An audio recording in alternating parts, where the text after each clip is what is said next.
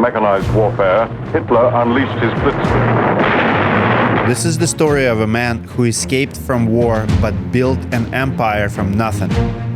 Isidor Koschitsky was on the run for 10 years. His first factory was destroyed in a fire. Our father Zeta said, listen, you guys don't know how Europe works. You're too North American. I'm going to go to Europe and build the plant, and you will stay here and run the business here. But today, his company spans 6 continents. He very much believed that if you want to have successful employees, and we basically were at that time like employees by this thing, you've got to give them responsibility.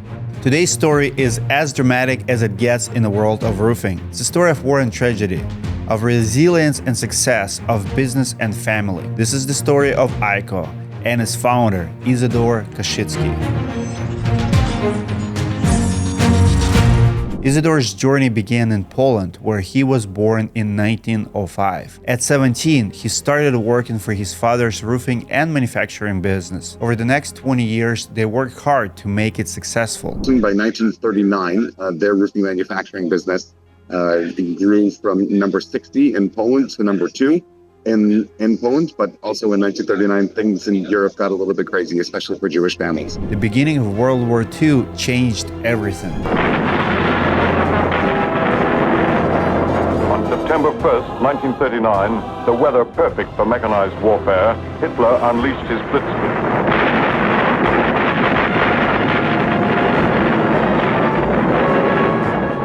The Koschitsky family lived just 11 kilometers from Auschwitz, the site that would become the deadliest of all the Nazi concentration camps. After the Germans invaded, they had no choice but to run for their lives. Isidor, his wife, and their 2 sons escaped to the Russian-occupied side of Poland. They kept running for the next 10 years, traveling through Siberia and Kazakhstan. You had this person who worked in his father's roofing business, grew their manufacturing business to be one of the top in the country, and had his business really taken away from him. Tragically, Isidor's father and the rest of the family they had left behind died in the Holocaust. When the war ended, Isidor refused to go back. The Koschitskys didn't find a true home until 1948, when they immigrated to Canada. After a decade on the run, Isidor was determined to rebuild, and his plan was to do the only thing he knew: roofing.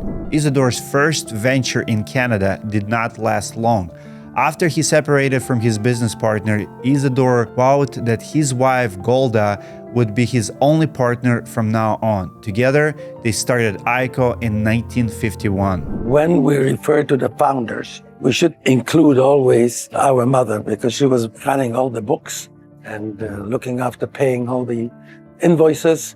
Nothing was ever overpaid when she was making sure that things is done. IKO started making building paper, and asphalt shingles come next. But just 5 years into their new adventure, the company was almost lost. A heater caught fire in the factory and destroyed everything. Paper was burned to ashes, shingles were melted into bricks, and structural beams were twisted together. Insurance only covered the damages, but Isidor was a survivor.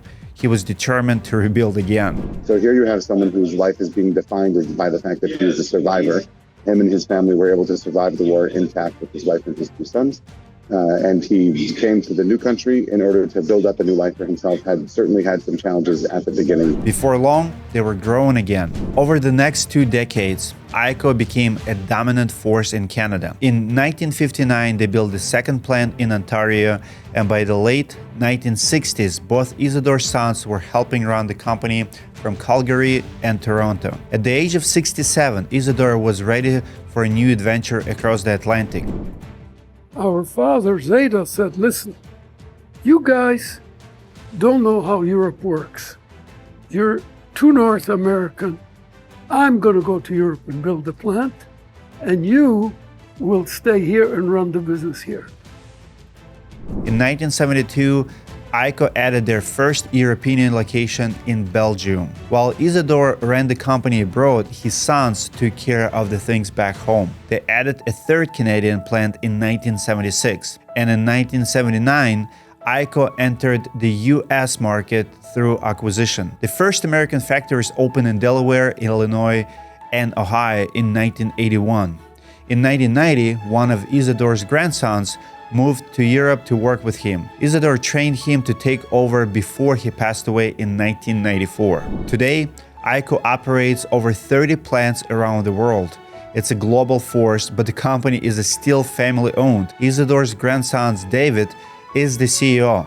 Several other grandchildren work for the company, and like their father, Saul and Henry have never really retired. If you're asking about mile markers, you could really do that in terms of the facilities and the business that they built, and there's certainly a lot of accomplishments there.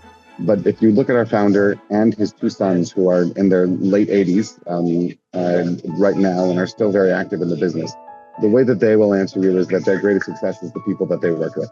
And the lesson that the founder, Mr. Koschitsky, taught them is that you have something to learn from everybody that you're working with. Koschitsky family owes their success to Isidor's long-term thinking. He was an innovator when it came to vertical integration. He wanted to have a hand in every step of the manufacturing process. It's something IKO still does today. Right now, for example, in South Carolina, we have two plants.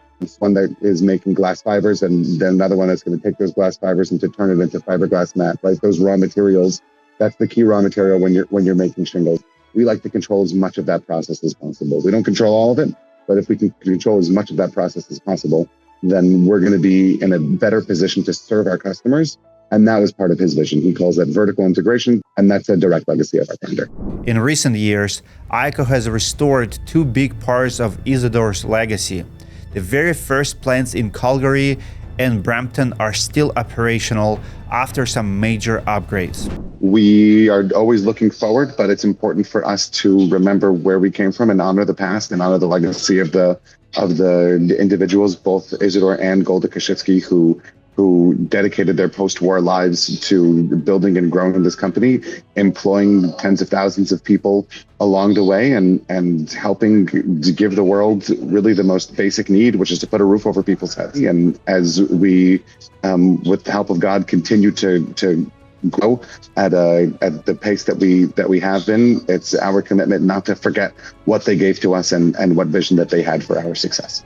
From the ashes of war to industry leader, Isidor's journey is proof of what you can do with hard work, faith, and family. Let us know what you think about the story in the comments below.